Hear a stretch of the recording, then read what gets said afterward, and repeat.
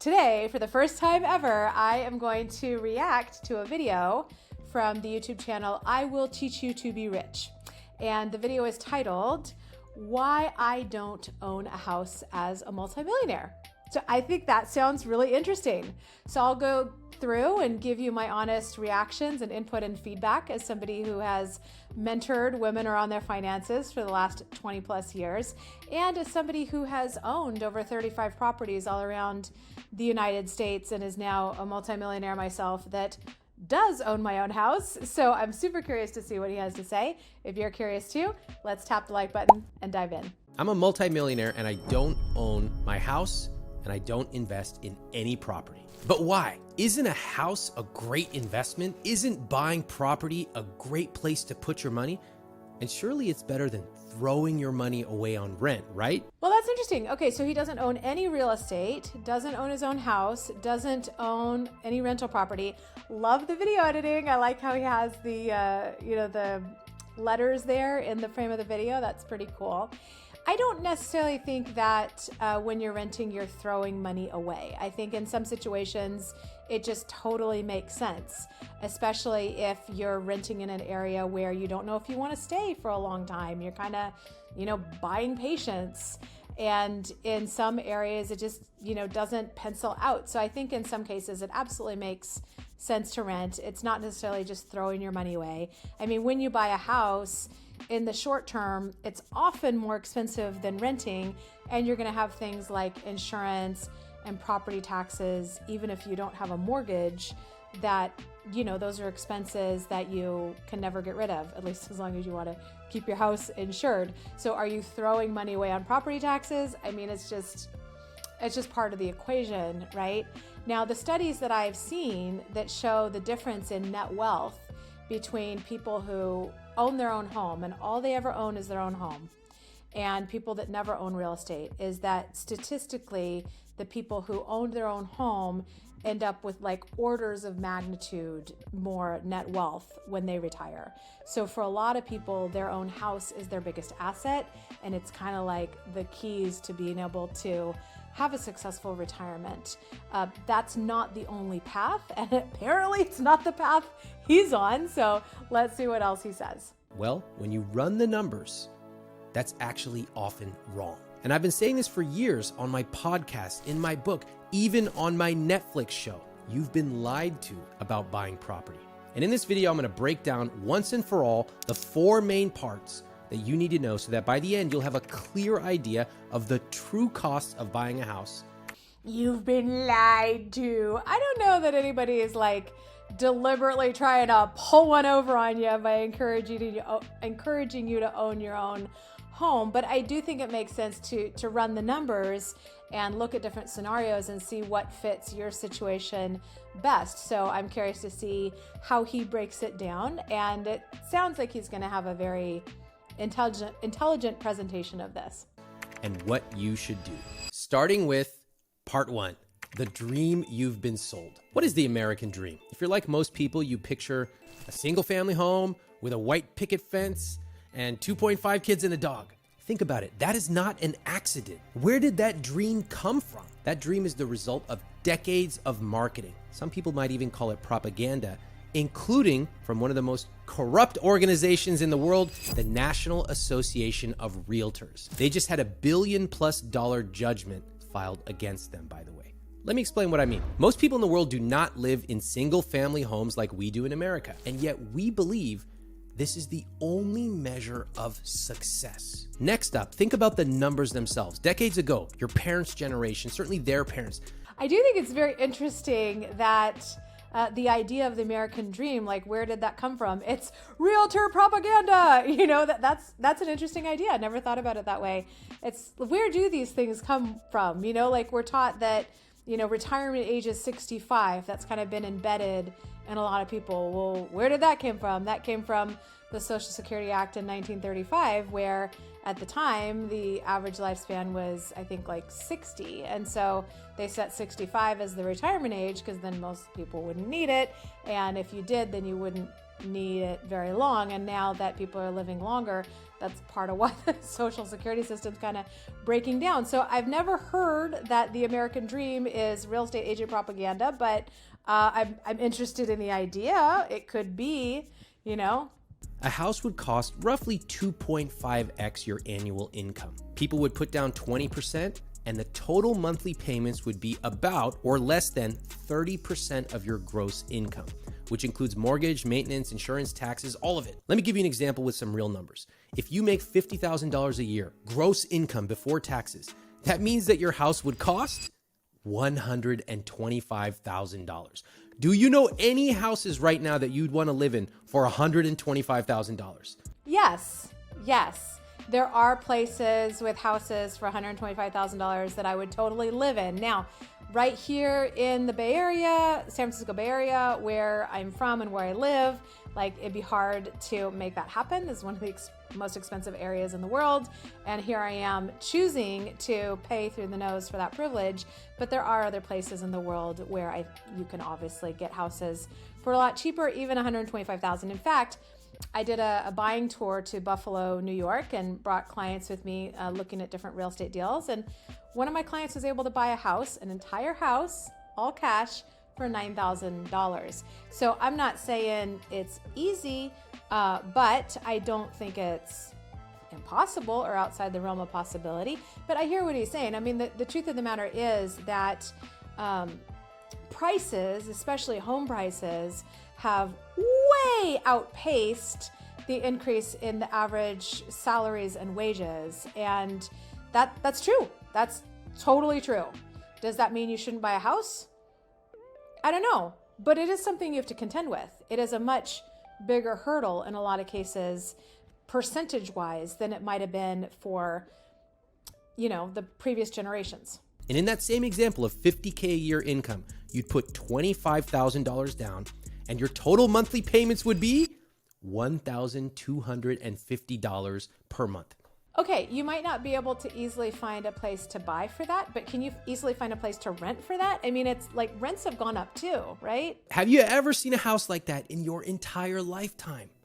No, things are different now, and yet we are still operating on these old rules that have been passed down to us without taking into account how things have changed. And this still doesn't explain the craziness of people who buy houses for 5 times, 10 times their salary with 3% down. And I'm telling you this because if you buy something you cannot afford, it might seem like you are buying your way into the American dream, but oftentimes it will come around and bite you in the ass. It can definitely come around and bite you in the ass. It can also really accelerate your wealth building. So one of the things that I've seen, having run a mortgage company and having supported many people to buy their houses through the financing part of it, I'm not saying don't buy a home you can't afford. That's not what I'm saying. But what I've seen over and over and over again is people get into a home where it's a monthly payment that they feel like they can manage. Now, maybe it's less than 30% of their income. Maybe it's more than 30% of their income, but they're like, I can pay this. I'm paying this in rent now, or I'm paying more in rent now. And what they find is that over time, that payment seems more and more and more manageable because inflation is pushing everybody into a new place. Even just that little bit of growth in your income is going to help over time. Whereas with a mortgage, you've locked in your cost of living. And so percentage-wise, that payment ends up being less and less and less and less of your income, whereas rents tend to go up and up and up and up unless you manage to get some kind of rent-controlled scenario. So often what I see happening is they lock in their cost of living, even if it felt like a stretch at first, years down the road, then it's like, woo, our mortgage is so small and inexpensive, right? So that perspective over time is also a factor. Brings us to part 2. The myths about owning a home. There are 4 main myths about home ownership, and I want you to know each of them. Myth number 1, prices in real estate always go up. No, they don't. You would think that's true. Prices in real estate do not always go up, and especially in the short term. So this is why, if you're not planning to stay in a place for at least 5 years, then it's probably better to rent than own, because you can end up paying a big premium. And even some areas, it can be like decades without prices going up. So that is absolutely a factor. Like, prices are not guaranteed to go up in your area or in that time period. I think people understand this after the 2008 recession, but there are powerful forces at play to get you to forget about this, such as the National Association of Realtors, your family, even the government, all encouraging you to buy a house. Remember, many things appear to always get more expensive. That is the result of inflation. But in real estate, which is opaque, landlords will often discount the number of months you can pay. They'll do rate buy downs. They will do all kinds of things to avoid reducing the price while secretly reducing the price to keep up the myth that buying a house always goes up. Myth number 2, the value of a house doubles every 10 years. This isn't always true. This is just like a corollary myth to number 1. It doesn't always go up. It doesn't always double 10 years.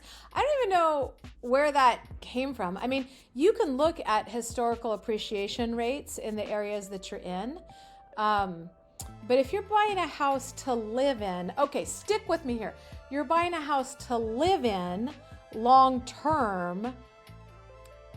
Does it matter that much what happens with the value? Like, hopefully it goes up over time, but part of it is that you're locking in your cost of living. So I'll be curious to see if he talks about that. But right now, myth 1 and myth 2 are kind of the same myth. Even when the price does double, most people forget to factor in phantom costs. Phantom costs. Ooh. It's true. Owning a home, especially in the short term, is more expensive than renting most of the time. Now, long term, it might end up being cheaper because, again, you've locked in your cost of living there to an extent. You've locked in the mortgage payment. There's property taxes are probably going to keep going up. Insurance is probably going to keep going up. Repairs, blah, blah, blah, stuff like that. But the payment, if you've gotten a fixed payment, that payment is locked in. And then, of course, there's going to be things that you have to fix and keep up with, and all of that stuff. And I'm curious what he means exactly about phantom cost. Is it those other costs of homeownership or something else that I'm not thinking of off the top of my head? Phantom costs are all the costs of a house that most people forget about. They're phantoms. They include things like closing costs, taxes, property insurance, maintenance, repairs. Okay, so all the stuff I said. So yes. So these aren't mysteries. They're not phantoms. There are things that you need to take into consideration. So yes, when you're buying the house, you have closing costs. If you're going to refinance, you have closing costs usually. If you're going to sell the house, you have closing costs. And so it is expensive to just get in and out of the deal. It's not like a stock that you can just buy and sell online in 2 seconds with no trading fees on your Charles Schwab account.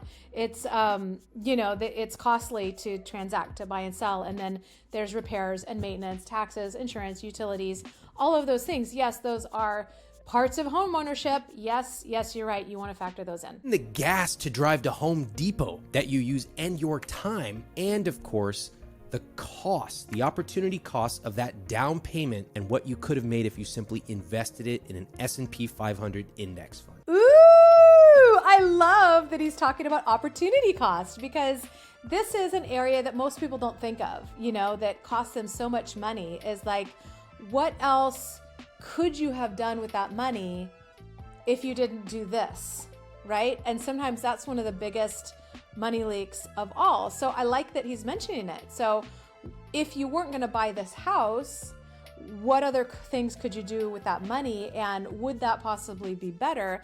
I think that's a smart way to think and a smart thing to consider. In fact, it's actually quite common that you could sell your house for a higher price than you paid for it and still lose money when you factor in all the phantom costs. That's true.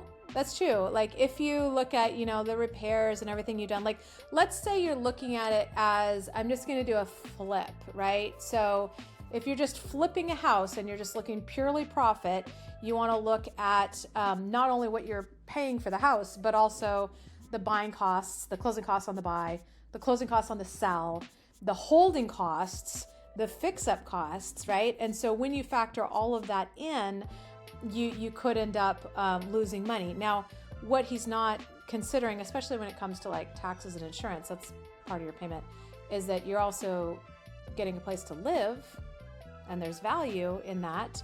So is he factoring in saving money on what you would have paid in rent? Like, I think that would make it more of a side-by-side comparison. The other thing is, okay, I don't know if he's gonna talk about this, but just like real estate doesn't always go up, the stock market doesn't always go up, okay? So there are times where, you know, the market might go down and it can get cut in half, like 50, 60%, and you have to wait 5 or 6 years to get back to that start line, like in 2000 and 2008. So yeah, the real estate doesn't always go up, but neither does the S&P 500. So you got to keep that in mind as well. Remember, it is not simply the bigger number minus the smaller number pops out profit. That's not how it works. You got to factor in all those phantom costs to get your true profit. Myth number 3, you can use leverage to increase your money. This is hard disagree. You can use leverage to increase your money. I've done it again and again and again.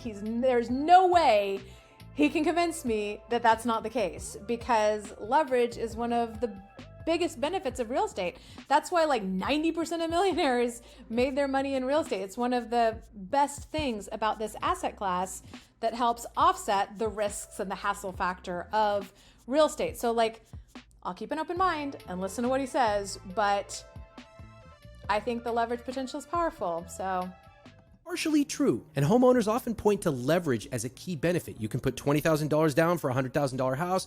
If the house climbs to $120K, you effectively doubled your money. That is true. But remember this, leverage works on the way up as well as the way down. If your house declines by 10%, you don't just lose 10% of your equity. In fact, you can be wiped out. Okay, that's true, but you don't have to sell and you still have a place to live, right?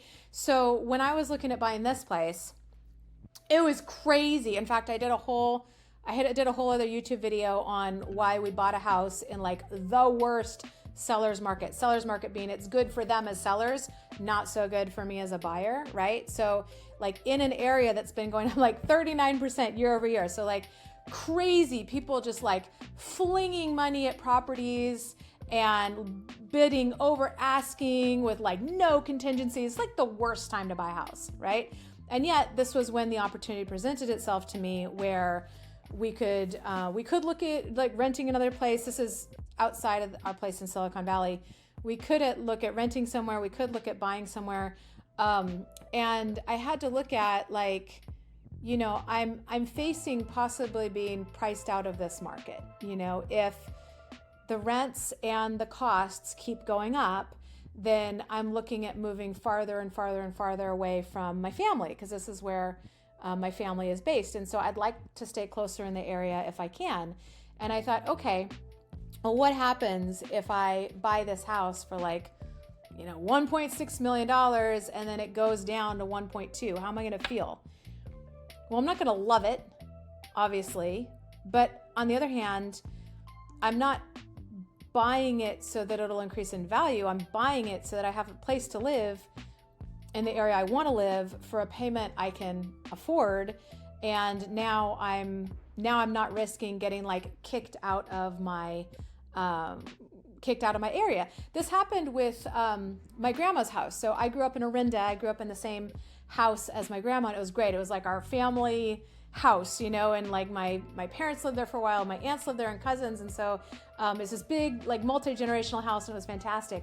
And when my grandma died, you know, her kids, my mom and my aunts and uncle, they didn't want to keep the house. They didn't all want to keep the house. Like I think a couple of them might have, but the others wanted to like sell it and get their inheritance. And the people that would be interested in keeping it couldn't afford to buy them out and keep it. And so now just financially, we couldn't stay there anymore. And so we lost that home base, that house that I grew up in until I was 18 years old. And that had been like that place where all the generations of our family congregated. And now we were priced out of that market and not coming back, you know, unless something like dramatic changed. And, you know, I'm in the top 2% of income earners, of women entrepreneurs in the United States. Like, and I mean, the home prices are just like unreal, you know? So getting kind of like kicked out of our, not kicked out, but just realizing like, wow, this is the place that we grew up. This is the place that feels like home, and we can't really swing living here anymore. So anyway, a long-winded way to say that it's not just all about did the value go up or down. It's also about living in the property in this case, because he's talking about buying a house to live in. Now, if it's a rental property, that's different. But like when it's a place that you want to live, there's other factors other than just did it go up in value. And you know, I don't ever plan to sell this house. So what it does in value in any given year, like it doesn't really matter, right? Important to remember that house prices don't only go up, house values don't only go up, and leverage can work for you or it can work against you. Myth number 4, I can deduct my mortgage interest from my taxes and save a bunch of money. Oh, you used to be able to, but tax laws have changed and that's not necessarily the case anymore. Look, tax savings are great, but most people forget that they are saving money that they ordinarily never would have spent. As they put it, you don't spend $1 to save a dime. In many, many cities, the amount you pay for owning a house is much more than you would pay to rent an equivalent. Okay, that's true. However, if you are going to save, like, just like you have to consider all of the phantom costs, you know, if you do have tax savings, then that's part of the math that you consider as well. So I wouldn't like spend $1 to save 30 cents. You're not going to buy it just for the tax benefits. But if you're looking at the overall cost, the tax benefits are, you know, part of that if you get them, which I don't think people really do anymore with the way the tax laws are at the time that I'm recording this video. Now that they've raised the standard deduction, itemized deductions like mortgage interest are kind of like, it's not much of a thing anymore. And it's true that in most places it is cheaper to rent than own in the short term. Absolutely. Equivalent house, especially once you factor in all the phantom costs. And remember, those tax deductions that everybody talks about, they were reduced even further in 2018. So I would not count on this. When you ask people, for example, what tax deductions? They often go, oh, tax deductions. I go, what tax deductions? Most people have no idea what a tax deduction even is, much less which ones apply to their housing situation. Okay, now that we've learned to look past the housing propaganda and understand some of these myths, what do we need to do next? Well, that takes us to part 3. Always run the numbers. Have you heard this phrase? Yeah, I mean, I'm down for it. Run the numbers. Smart. So like, I agree with that part. If you rent, you're just throwing your money away, or you're paying your landlord's mortgage. I got a question for you. Would you say the same thing about eating out? Would you say, you're paying the restaurant owner's mortgage when you eat that sushi? No. So why is it that just rolls off our tongue when it comes to housing? That's because somebody invented that phrase and now it's in the zeitgeist. And we resent that we might be paying somebody else's mortgage, but we don't resent when we go and buy paper towels and pay someone else's mortgage because we're paying for value. I mean, I get what he's saying, but also like eating out at a restaurant, it is like 10 to 20 times as expensive than cooking at home a lot of times. So I am like, why, with my husband, like, why are you spending like $7 on a Coke when you could just buy it, you know, at the store for way less? So similar conversation, but I get it. You're paying for a service.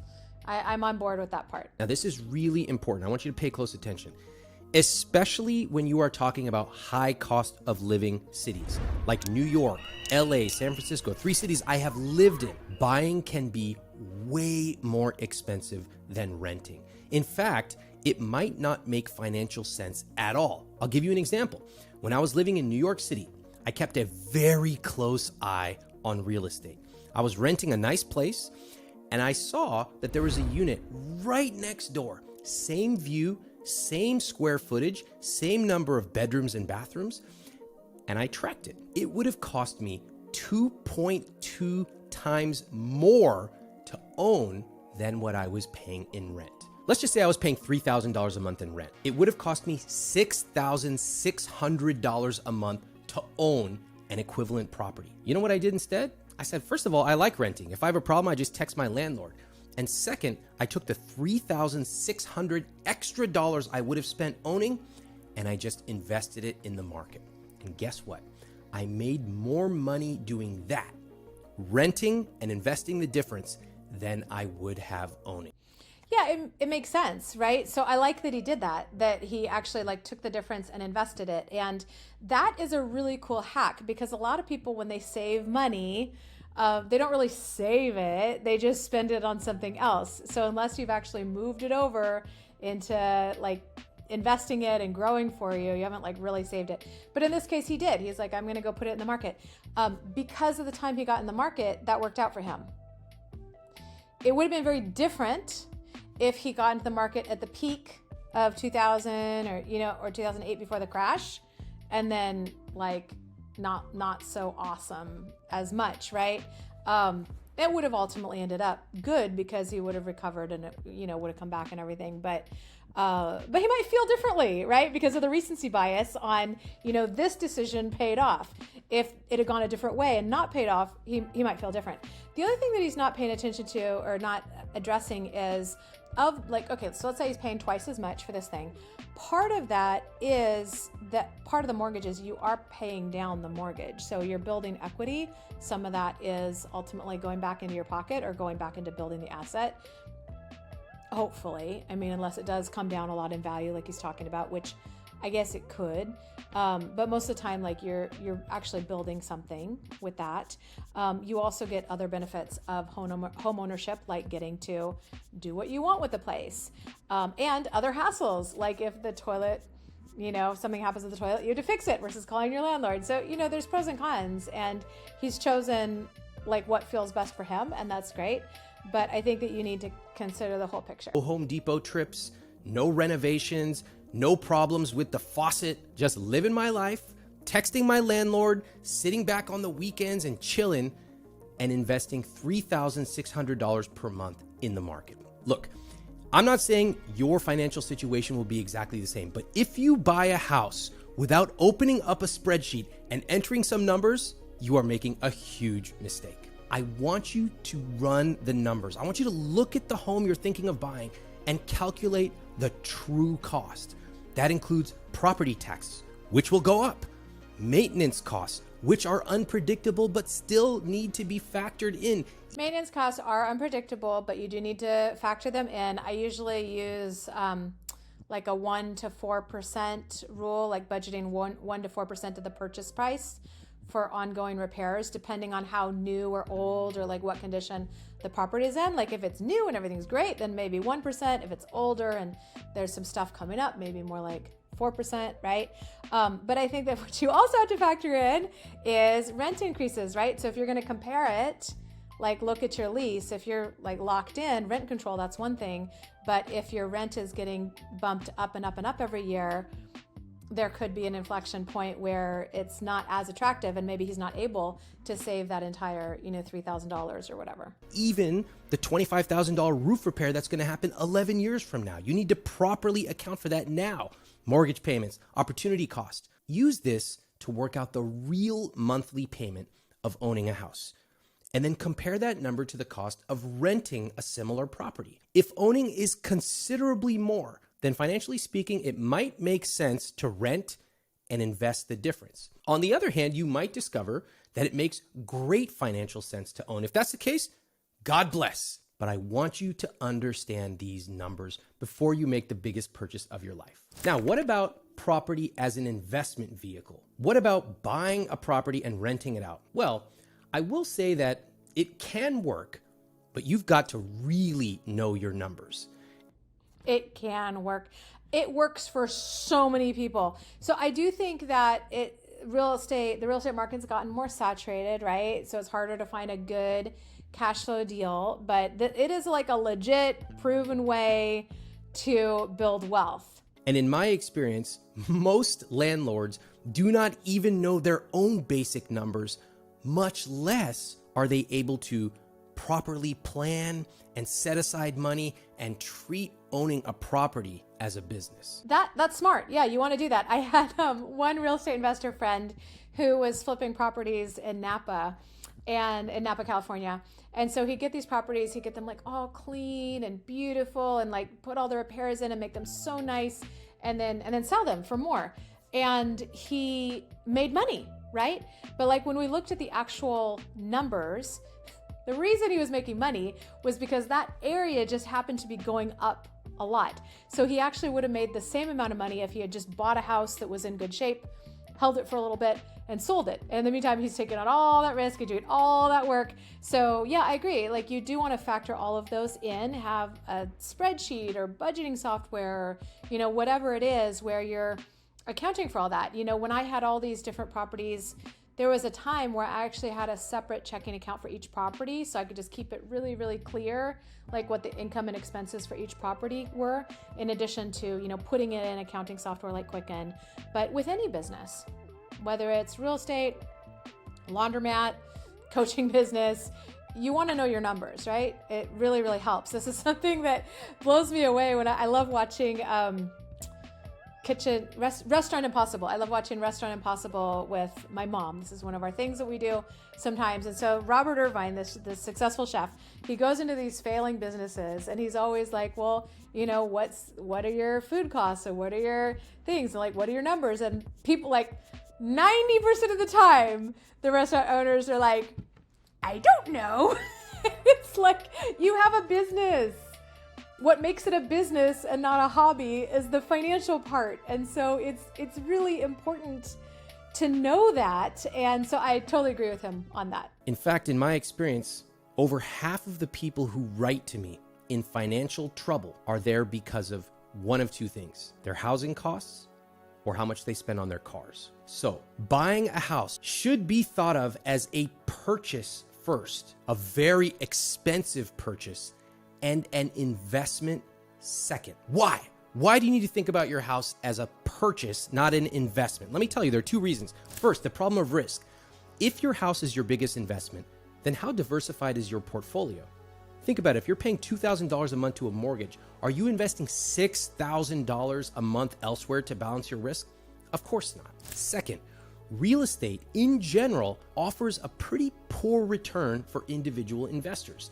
Yale economist Robert Shiller found that from 1915 through 2015, home prices increased on average only 0.6% per year. I know this sounds crazy, but it is true. Go look at the data. But if you're looking at the Shiller Home Price Index, you're looking all across the entire United States. And there's going to be some parts of the United States that are better for growth, and there's going to be parts that are better for income. So if you're looking at a place like California, values can go like, they can go up and down a lot. Whereas, I bought a duplex and a triplex in Bismarck and Mandan, North Dakota, where the property values are like more stable and the rent to price was like way better for monthly cash flow. Whereas if you're trying to get positive cash flow from a rental property here in California, good luck. You're gonna have to put a lot down or find like a killer deal. I'm not gonna say it's impossible. In fact, one of my friends just did like a big flip in Lafayette, like right near where I grew up. So I'm not gonna say you can't, but it's a lot. So when you're looking at like the entire United States, that's not very indicative of your local market. And so you want to look at what are some of those historical numbers for the markets that you are interested in investing or purchasing, as he says, purchasing in, because that's going to be different. So I think that the Shiller Home Price Index gives you kind of a nice overall pulse on the overall asset class of real estate compared to like the overall asset class of stocks or bonds or commodities. But I don't think that it's that meaningful when you're looking at buying a home for yourself or an investment property for yourself in a specific area. Now, if you want to grow your wealth, my suggestion would be first, invest in a 401k. Go with index funds. Let them compound over time. If at some point you want to add in property as an investment, sure, part of a well-diversified portfolio. If you want to own your house to live in, treat it as a purchase, not as an investment. Okay, we've got one part left, but before we jump into that, if you're watching this right now and you've made it this far, hit subscribe because we've got tons of new videos coming, chock full of new ways of looking at money. Which brings us to part 4. is buying a house ever a good idea? I want to make sure nobody misunderstands me because a lot of people have accused me of saying you should never buy a house. That's not true. In fact, I will buy a house myself one day. And as I said, it's going to be a terrible financial decision, but I'm going to do it anyway. What I am against is poor financial decisions and simply following what everyone else is doing without ever running the numbers. So how am I planning ahead to buy a house? Well, here are 5 questions I'm asking myself, and I recommend you do the same. Question number 1, will I live here for 10 plus years? That's because when it comes to all the costs that you will incur, including those transaction costs and closing costs, you want to amortize or spread them out over 10 years. It's kind of like buying a new car. The minute you drive it off the lot, it loses a pretty sizable percentage. That's the same thing with a house. Not necessarily, but it is true that you have those upfront closing costs. So you don't want to be, and selling costs. So you don't want to be like in and out, unless you're flipping and you've like really built that into your revenue model and it makes sense. But yeah, if you're buying a place to live in, I'd say at least 5 years. He's saying at least 10 years. I agree. You want it to be a long-term thing. But nobody talks about it. The minute you buy a house, you lose tens of thousands of dollars. So you want to spread those costs out over at least 10 years. That way, you have a very good shot at coming out with a good financial outcome. Question number 2, will my total monthly housing costs be less than 28% of my gross income? Let me explain. This is really important to know. Why gross income? Because some people take out tons of money to max out their 401k. We want to start from apples to apples gross income. Why 28%? Well, typically that was considered a good amount to manage risk. It's really hard to stay below that number. So maybe in a high cost of living city with low amount of debt, you can stretch it 32, 33%, but you want to be very careful because the higher you go, the more risk you have and the less you will be able to have any money to do anything else. Okay, so I'm going to push back hard on this 28% thing because when you're talking about a percent like that, it's like 28% of what? He's saying your gross income. That's your gross income today, right? So if you lock it in at 28% of your gross income today, yes, then you have like more income to do other things. So I don't think that that's necessarily a terrible idea, but rather than going off of a percentage of your income, I would look at like, what do you feel like you can afford? Because having run a mortgage company, I will tell you that sometimes lenders can qualify you for way more loan than you want. And sometimes you feel perfectly comfortable paying for something that they won't qualify you for. You might say, I'm paying more in rent now. Like I am paying this now. I can pay this mortgage. Why will you not qualify me for this? And they're like, nope, this is all we'll do.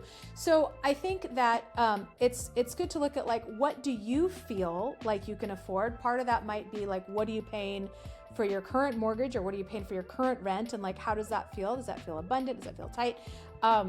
So rather than letting some percentage or some other person dictate to you, you get to decide. And you can also take into account like the trajectory of your income, right? I'm not talking about like roll the dice, but if you see that, you tend to get a raise or a pay increase of like X percent a year, or you're growing your business and your business tends to grow about, like a certain amount a year, then you can factor that in. And so I've had some people where they can qualify, I can qualify them for a mortgage for like 28% of their income. And they're like, I don't want to pay that much. Okay. So then do less than 28%. Other people are like, I'm very frugal. I don't have a lot of expenses. I can afford to pay 50% of my income on my house, and I want to. In fact, I did a loan for somebody like that. She was like, I don't have many expenses. I just want to have a nice house because this is where I'm going to spend all my time. This is what I'm paying in rent now. I can totally afford 50% of my current income. Not a problem at all. And we were able to get creative and move things around and make it so that she could get that payment. And she's still there. And that house has, the mortgage payment, the equity is built up, the mortgage has gotten paid down, the price has gone up like crazy. It's been a great investment for her. And if she just went by this rule, or she went to some mortgage person that was like, oh no, you can't do that, she'd still be renting. And it would not be good in her scenario. So I think that you want to look at like what you feel like you can afford versus someone else's arbitrary percentage or rule. Question number 3. have I saved 20% for a down payment? Push back hard on this too. Yes, it's great if you could do 20% down because you can get the best financing. But again, if you can, there's some of these loans where you can put down 3% or even 1%. I would try to avoid mortgage insurance if you can. One of the reasons a lot of people recommend putting 20% down is because with less than 20%, if you get a loan for like 90%, they'll give you private mortgage insurance, which is very expensive, and you can't just get rid of it. You have to like refinance to get rid of it. So it's very costly and expensive to have and to get rid of, and it benefits you not at all. However, there's different ways you can split it up. So you could get a first loan for 80%, and then you could get a second loan for 10%. You're only putting 10% down, and then you don't have the private mortgage insurance or maybe a 10% home equity line. So there are ways to get in for less, and sometimes it makes sense, because it can be hard because of the difference in wage growth and home prices. It can be hard to save up fast enough to keep up with the growth rate, and I know he said like it doesn't always go up, and that's true, but like for me and my husband, when we started looking at properties, the ones we liked were like $1 million, 1.1, something like that. And he got sticker shock and was like, oh my God, let's wait and save, And again, like I'm a pretty high income earner, but a few years down the road, now those houses are going for $2 million, 2.5 million. And I'm like, honey, we can't save fast enough. Like this is not making us money. We're not saving money. We're $1 million down on our net wealth right now. Because if we had gotten in when it was $1 million, 1.1, now we would have an asset, we would have an additional $1 million in equity. That's not guaranteed. But sometimes, sometimes it's hard to keep up with that, And so if you're able to get in with 10% or 3% or 1%, and you're able to make that payment work for you, I don't think that you're like an inherently better person or inherently in a better place for putting 20% down. So that's my 2 cents on that. I'm not saying you have to put 20% down, but saving 20% down is a signal to yourself that you can actually save money consistently. And that is something you will have to do once you own a house. Okay, that's good. That's a good point. So I like that he said you don't have to put it down. It is good if you're owning a home to be able to set money aside for repairs and things like that. Even if you don't own a home, it's good to have a cash cushion for unexpected things. And whether you own a home or not, I think it's good to build that muscle, build that habit of saving up a cash cushion. So kind of agree with that. Question number 4, am I okay if the value of my house goes down? Well, you should be okay because house prices go up and house prices go down. That's what I was talking about. I was like, how am I going to feel if I buy this and the next day it's worth like $400,000 less? And I was like, I'm not planning to sell, so I don't love it, but so what? So I think that's a really good question to ask yourself. House prices go up and you might actually still lose money once you factor in all those costs. So you should not buy a house if you are thinking it's going to be a magic way to get rich, because for many people it's not. But if you're buying a house saying, look, I've calculated the numbers, I'm okay if it goes up or down, I'm buying this as a house, a place to live, that's a good sign that you might be ready. Question number 5, am I excited about buying? Do you know how many people I speak to who just feel so beaten down because everybody around them has told them, you should buy a house. You're a failure until you buy a house. Oh my God, you're throwing money away on rent. And they genuinely feel like failures. You are not a failure if you rent. Totally agree with that one. You are not a failure if you rent. You're not rent forever. Rent, there's that, you're fine, right? This is no like judgment on any of us as a person. And I like that he's bringing in the emotional aspect because that's an important part of it. If you rent, I could go out and buy a house today and I choose not to. I want you to be empowered to run the numbers and make a decision for your rich life. Forget what your parents say, forget what your friends say. You decide what is right for your rich life. Now, if the answer to any of those questions is a hard no, then it's probably not the right time to buy. Now, I hope this video saves you money and helps you create your rich life. Okay, so what I agree with in terms of the final takeaway is run the actual numbers and make a choice that's in alignment for you. I think that that is very powerful. And when he's talking about like, it's not going to make sense financially for him to own a home, well, it might. And if we're just looking at, you know, what's going to give you a good ROI, what's going to give you a good return on investment, there are non-financial benefits to things. Like, is it a good ROI to have kids? You know, kids are expensive, but there's other benefits. There's the joy and the love and the family and all of that. Is it, you know, is it going to give you a good ROI to take that vacation? Well, that's an expense, but then that's like memories that you have for the rest of your life. So when it comes to owning your own home, it's not just, am I going to make money on this purchase, right? There's a lot of other emotional factors to consider. But what I do like is the like run the numbers and make a choice for you, no matter what me or this guy or your parents or anybody else is saying. Like, what is your alignment? I love that.